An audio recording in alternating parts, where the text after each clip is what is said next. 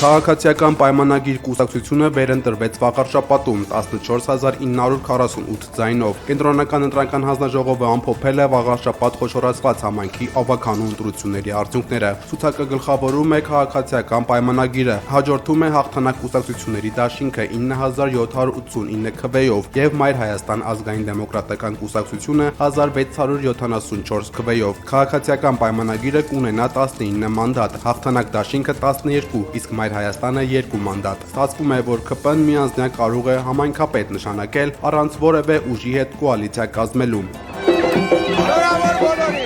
Գիշերը վաղարշաբաթում են եղել Ալեն Սիմոնյանն ու Գևորգ Պապոյանը ու նշել ավագանու իրենց կուսակցական ընկերոջ Արգիշտի Մեխակյանի հաղթանակը։